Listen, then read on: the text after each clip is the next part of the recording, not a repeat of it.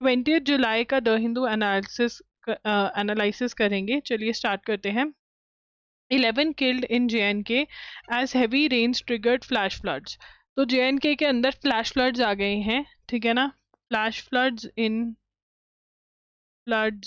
JNK, ठीक है। तो फ्लैश फ्लड्स इन JNK कहाँ पे हैं? पुंछ में, ठीक है ना। पुंछ और राजौरी में फ्लैश फ्लड्स आए हैं, डिस्ट्रिक्ट्स ऑफ JNK, ठीक है ना। और इसी के साथ अब हमें पता होना चाहिए who is the chief minister of JNK। Chief minister of JNK is Omar Abdullah,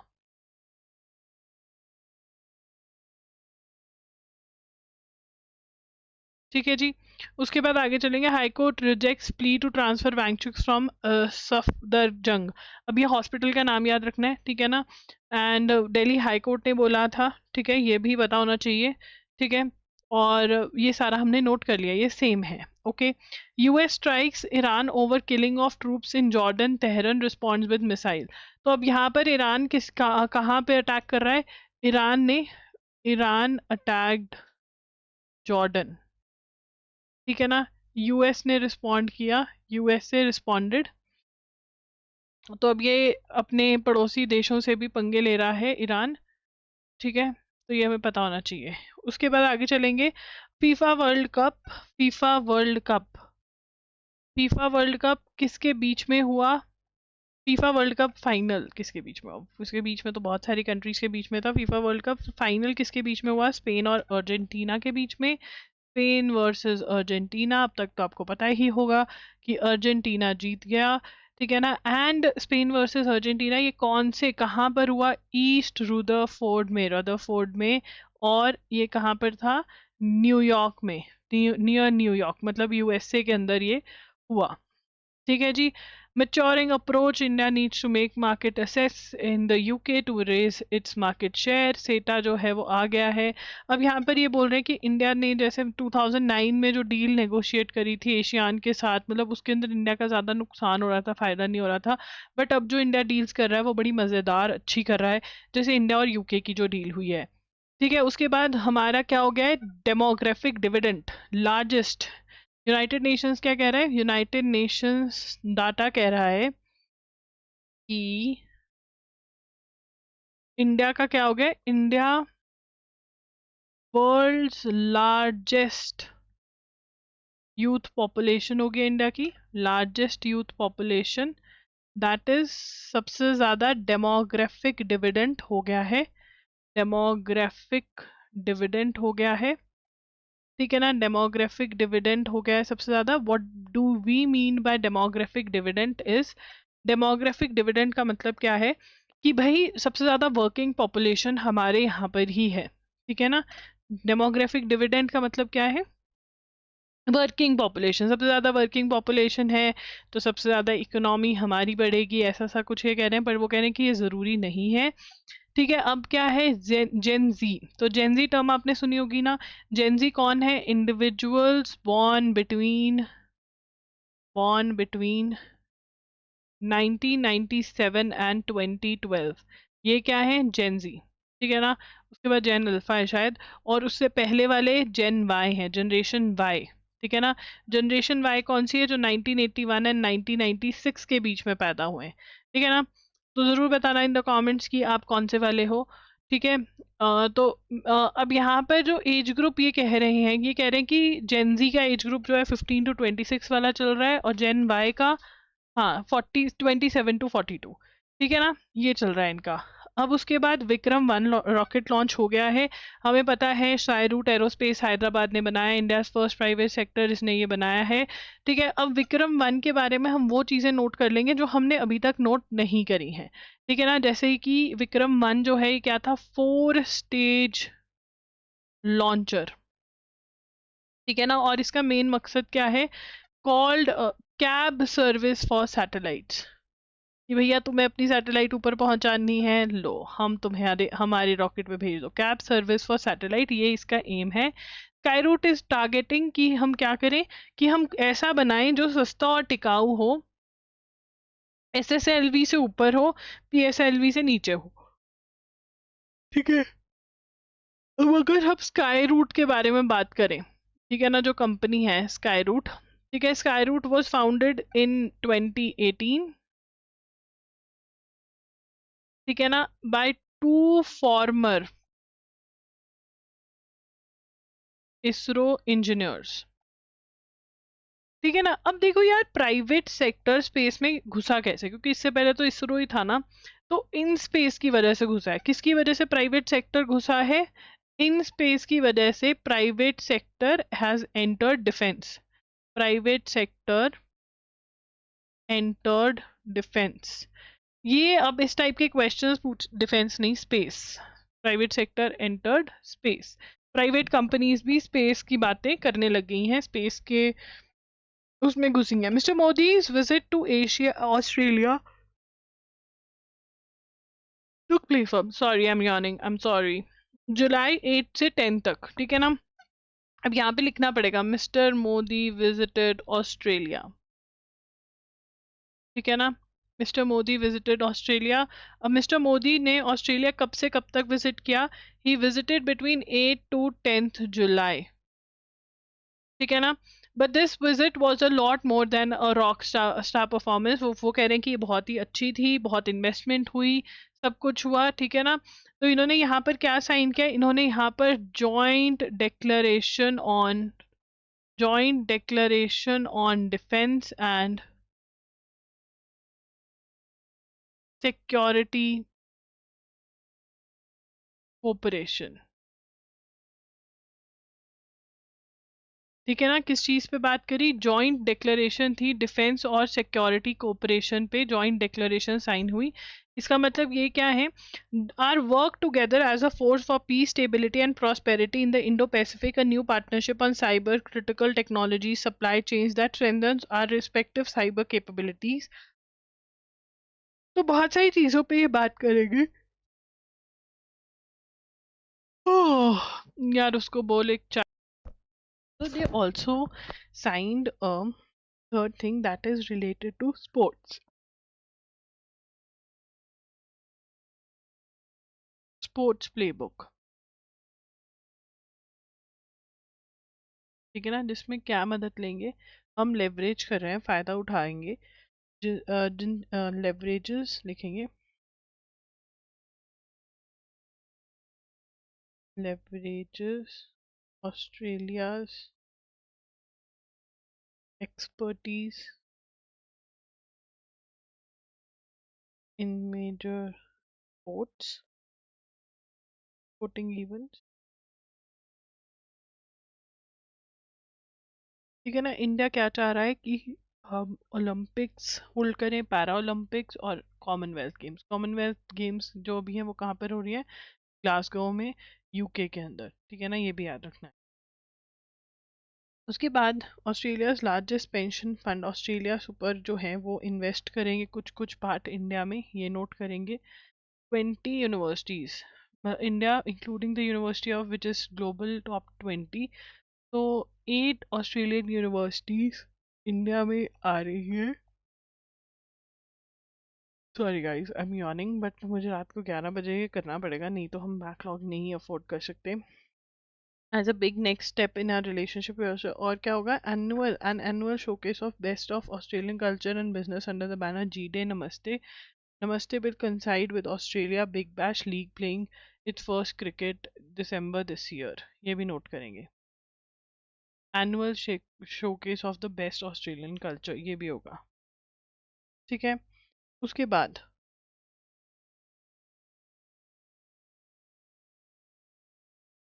अब हम बात करें किस चीज़ की? Second phase of US Iran war. तो बेसिकली यहाँ पर पूरी राम कहानी इन्होंने बताई हुई है। देखो यार, सीज फायर हो गया था अच्छा भला, ठीक है ना। बट सीज फायर के बाद अब प्रॉब्लम क्या है? सीज फायर के बाद प्रॉब्लम ये है कि अब ईरान नहीं छोड़ने को तैयार स्ट्रेट ऑफ हॉर्मस। तो जो सेकेंड फेज ऑफ वॉर चल रहा है 2026 में बिटवीन ईरान एंड यूएस, ठीक है ना, ये किस लिए लड़ी जा रही है? फॉट ओवर वाई, क्यों लड़ी जा रही है? फॉट ओवर स्ट्रेट ऑफ हॉर्मस, ठीक है ना, स्ट्रेट ऑफ हॉर्मस की वजह से कि भाई कौन कंट्रोल किसके कंट्रोल में रहेगा स्ट्रेट ऑफ हॉर्मस, उसके लिए। ठीक है ना। तो बेसिकली एमओयू जो साइन हुआ था, सीजफायर जो साइन हुआ था, उसमें मीटिंग ऑफ माइंड्स नहीं हुआ था। As before, by holding out and retaliating, Iran has forced the issue. Ship owners now seem resigned. अब यहाँ पे ना शिप ओनर्स ने भी गिव अप कर दिया। वो कहते चलो ठीक है यार, लॉजिकल टॉल जो है कुछ पैसे लेंगे पास होने के लिए तो हम देने के लिए तैयार हैं। तो बेसिकली स्टोरी कहाँ से, अगर हम पूरी स्टोरी नोट डाउन करें कि भाई कहाँ से क्या हुआ, ठीक है ना, वो नोट डाउन करेंगे तो बेसिकली इनका सीज फायर जो है, the two countries agreed to ceasefire on 14 June and terms of MOU were finalized. 14 जून को ceasefire agreed, terms of MOU signed, जिसके अंदर ईरान ने क्या बोला था, इसके अंदर इस MOU में क्या था, ईरान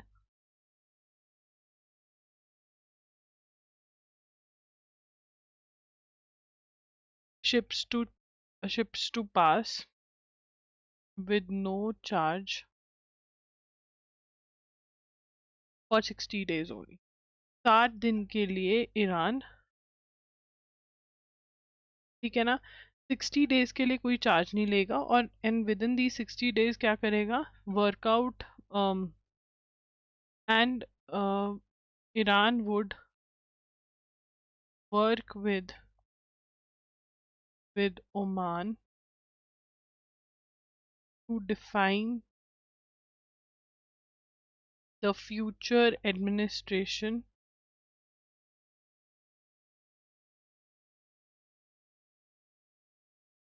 and maritime services। देखिए ये डिसाइड हुआ था 14 जून को।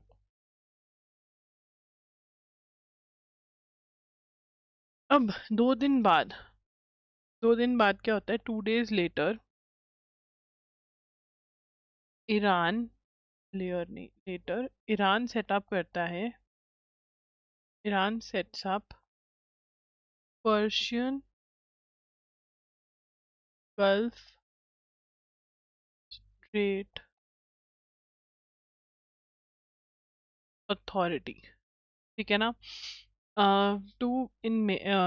Now, 2 days later, the Persian Gulf State Authority set up by Iran in May to handle transits circulated terms. Now, यहाँ पर सेटअप नहीं करता है, मई के अंदर, मई ईरान हैड सेटअप, ठीक है। और ये जो पर्शियन गल्फ स्टेट अथॉरिटी है, this authority circulated terms reasserting itself as nodal transit authority, कि यही ट्रांजिट अथॉरिटी है, and that every vessel needs to have, every vessel to hold passage permit, ठीक है ना, PGSA approved insurance,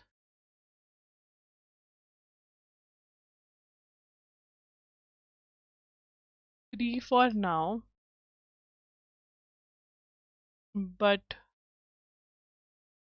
fees reserved for later। तो हम बाद में फीस लगा देंगे, अभी ऐसे ही है, ये आ गया, ठीक है। Iran was formalizing its take as legal outcome of the MOU, US Iranian delegations. अब यहाँ पर क्या है, मतलब ईरान ने ये, मतलब ईरान ने बात नहीं मानी बेसिकली, ठीक है। चलो अब स्विट्जरलैंड में मिलते हैं US एंड इरानियन। अब आ जाता है 21 जून, ठीक है ना, US और Iranian delegations, US Iran Switzerland में मिलते हैं, ठीक है। sanctions were lifted the next day, sanctions lifted next day,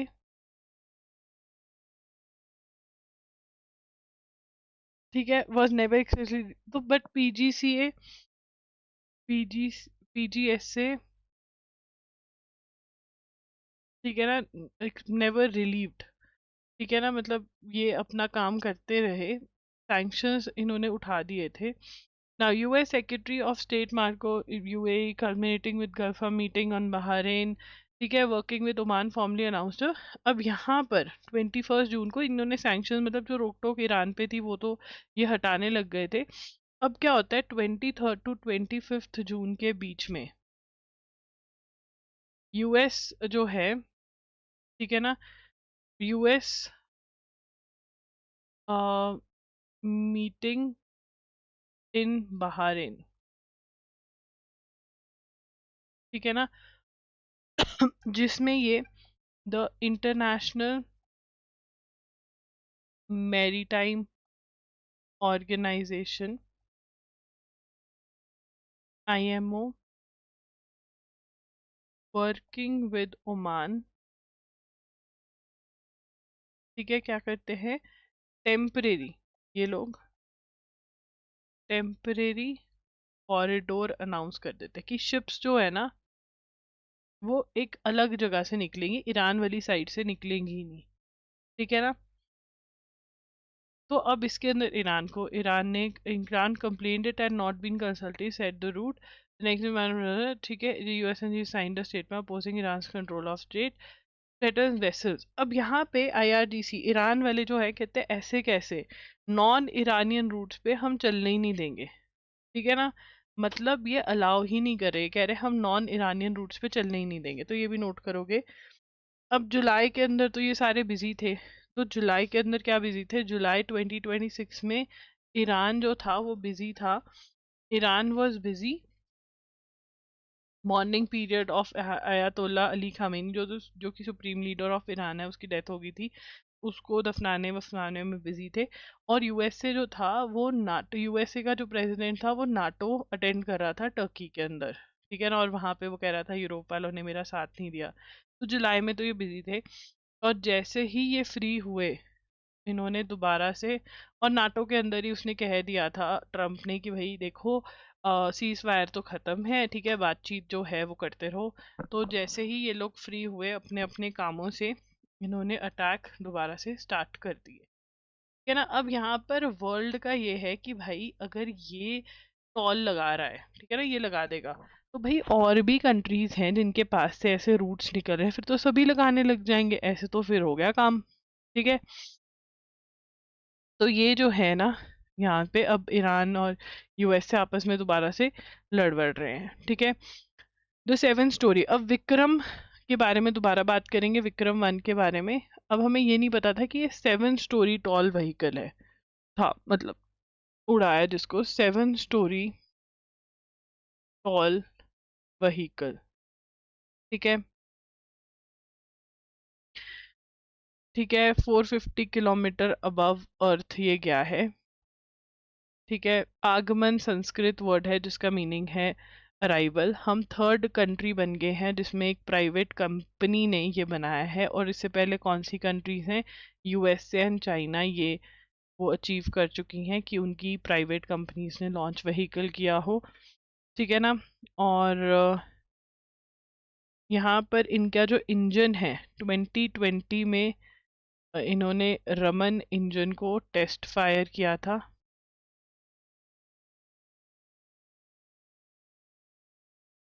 ठीक है। उसके बाद इसकी जो बॉडी है ये कार्बन फाइबर की बॉडी है, तो फिर जो वेट है, अगर ये रॉकेट का वेट कम कर देते हैं तो ज़्यादा ये सैटेलाइट्स कैरी कर सकते हैं। कार्बन विक्रम जो है कार्बन फाइबर कंपोजिट का बना हुआ है, नॉर्मली जो बने होते हैं वो स्टील के बने होते हैं, एल्यूमिनियम और स्टील के बने होते हैं, ये ऐसा नहीं है, एल्यूमिनियम और स्टील का बना होगा तो हैवी होगा, ठीक है ना, बट इस केस में ऐसा नहीं है, ठीक है। अब रॉकेट क्या क्या कैरी कर रहा था, 5 working payloads and 2 talisman embrace a robotic arm demonstration by Cosmo Reserve Space aimed at grabbing space debris. Solras satellite from Graha Space, Skyroot's own scope experimental satellite, and 2 deployable technology demonstrate UD3PP MD3RN from the German firm Decubed। ये सारा का सारा note करोगे। Lab grown diamond भी भेजा इन्होंने, 18 carat का gold micro rocket bearing rice grain sculptures of Sarabhai, Raman and Kalam, 3 names Skyroot gives to its rockets and engines, तो ये भी डिप्लॉय करे हैं, ठीक है ना। उसके बाद तो अब यहाँ पर ये कह रहे हैं कि और कौन सी प्राइवेट कंपनीज जो हैं इंडिया में ये सारा कुछ कर रहे हैं, तो ये एक प्राइवेट कंपनी की बात कर रहे हैं जिसका नाम है अग्निकुल कॉस्मोस, ठीक है ना। अब जो अग्निकुल कॉस्मोस है वो कहाँ की है, वो चेन्नई की है, ठीक है ना। और आईआईटी मद्रास में इंक्यूबेटर मतलब स्टार्टअप्स जो हैं, जो डिफरेंट एजुकेशनल इंस्टीट्यूशंस हैं वो चाह रहे हैं, वो स्पेस प्रोवाइड करते हैं, तो ये आईआईटी मद्रास में बेसिकली स्टार्ट हुई है, ठीक है ना। एंड इन्होंने Agnibaan, it's Agnibaan sorted flew a sub orbital flight in मई 2024। और ये क्या था, इसने क्या अचीव किया, ये प्राइवेट लॉन्च पैड है, ये इंडियाज फर्स्ट, इनके पास अपना लॉन्च पैड भी है, India's first private launch pad भी है इनके पास। यहाँ पे तो इन्होंने लॉन्च पैड इसरो का यूज किया है ना, इस कंपनी के पास खुद का लॉन्च पैड भी है। और फिर not only this, world's first single piece 3D printed engine, semi cryogenic था ये, ठीक है, सेमी क्रायोजेनिक। फिर और क्या टेस्ट फायर किया, 4 अग्निलेट इंजन्स इन क्लस्टर, ठीक है ना, और एस सोमनाथ इनके बोर्ड पर है, ठीक है। तो ये है। उसके बाद बैडमिंटन नॉट, कॉमनवेल्थ गेम्स में बैडमिंटन नहीं इंक्लूड किया गया है, कॉमनवेल्थ 2026 बैडमिंटन नॉट इंक्लूडेड, ठीक है ना। तो बुरी बात है। तो PV Sidhu has one Japan open, Sidhu one Sindhu one Japan open, तो ये फर्स्ट टाइम जीता है जापान ओपन इन्होंने, ठीक है, first time from Akane Yamaguchi, ठीक है। एंड 19 मंथ्स बाद उनका टाइटल आया, after almost 19 months she won a title, ठीक है। So it is a big thing. And last title कब जीता था, last title Syed Modi international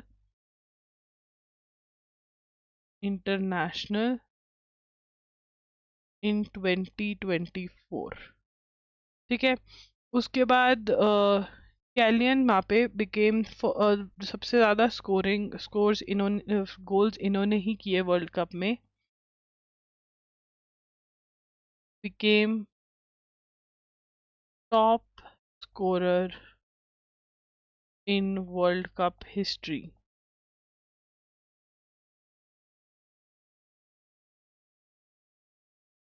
cup history कितने गोल्स करे, 22। He is a player of from, I think he is from France, he is France का player है। उसके बाद India and England players on Sunday wore black armbands as in memory of Gary Sobers who passed away at the age of 89. This you can note. उसके बाद prominent Cuban dissident artist Luis Manuel Otero Alcanta flew to exile in United States after serving 5 years of sentence in on the island. Cuba में इनको sentence किया गया था in prison for insulting national symbols, ठीक है, ये note करोगे। Radio active contamination हो गया है, ठीक है, अफ्रीका में radio active contamination in Africa. ये कह रहे हैं कि माइनर है, ये कंटेमिनेशन कहाँ पर हुआ है, कोईबर्ग न्यूक्लियर प्लांट में, ठीक है ना। उसके बाद आगे चलेंगे।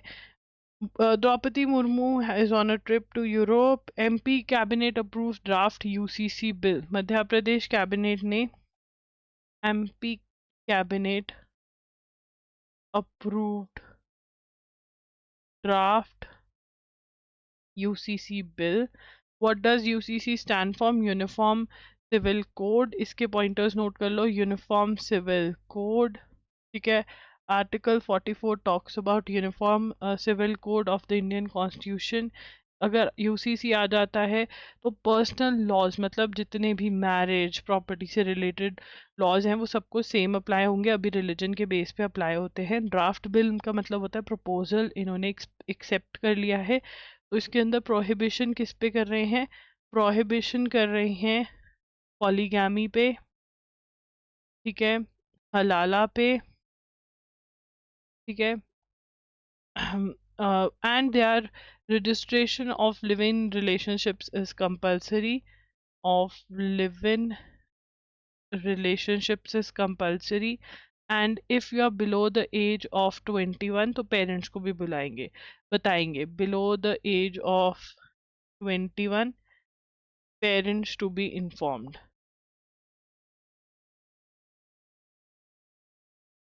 ठीक है ना। और ट्राइबल्स जो हैं वो एग्जेम्प्टेड हैं। Tribal population exempted. And live in relationship से अगर बच्चा पैदा होता है तो वो बच्चा लेजिमेट है, उसकी राइट वैसे ही होगी जैसे एक मैरिड कपल के बच्चे की राइट्स होती हैं, ठीक है जी। उसके बाद स्वेयर वर्ड्स आर अनसिविल, तो ये तो छोटा सा केस था, ये नहीं इतना इम्पोर्टेंट है। मणिपुर, मेघालय और केरला में फीफा वर्ल्ड कप के फाइनल वाले दिन हॉलीडे थी। स्कूल्स में, हायर एजुकेशनल इंस्टीट्यूशंस में, ये नोट कर लो, ठीक है।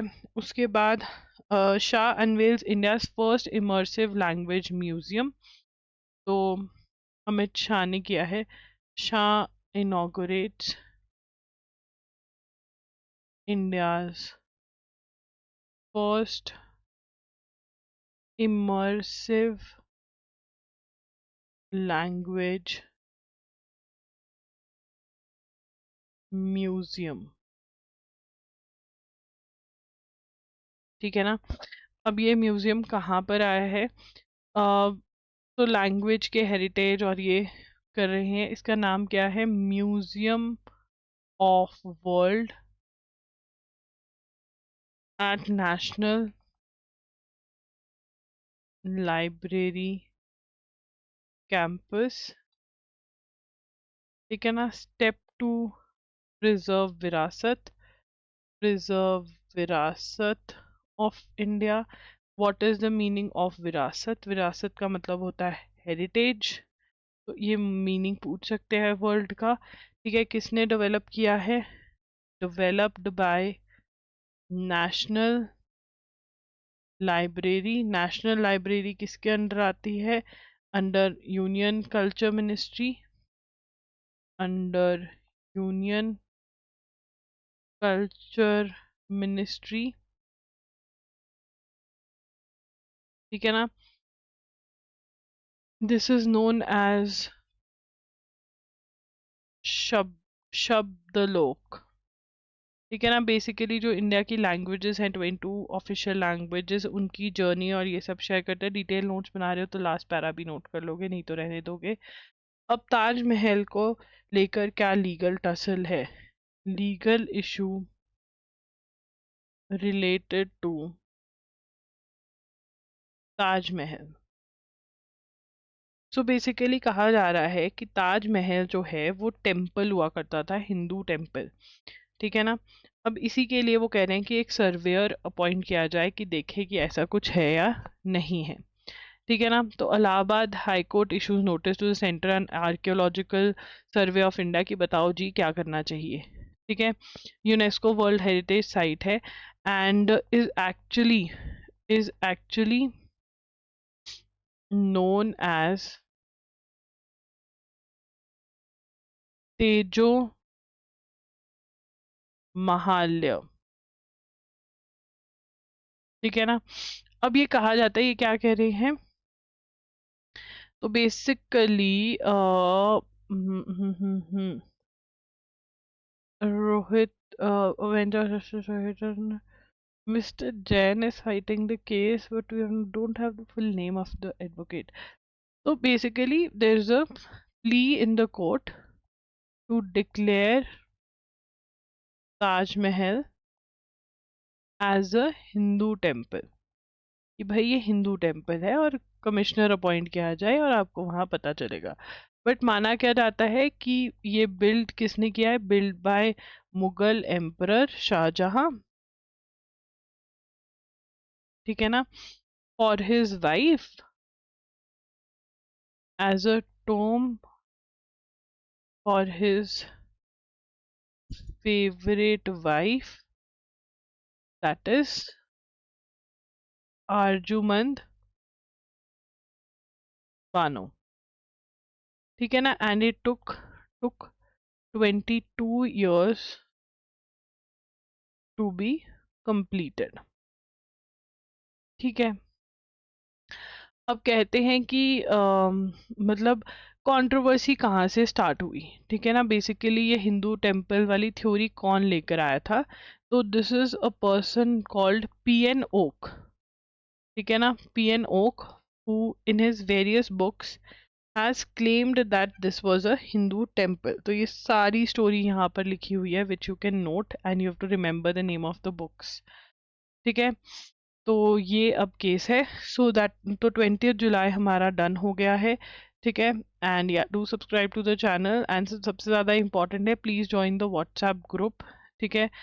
मैं उसका क्यूआर कोड डाल दूंगी, तो उस वहाँ पर मैं इन्फॉर्म कर देती हूँ कि कब क्लास की है, तो आपको पता चल जाता है, ठीक है। Thank you.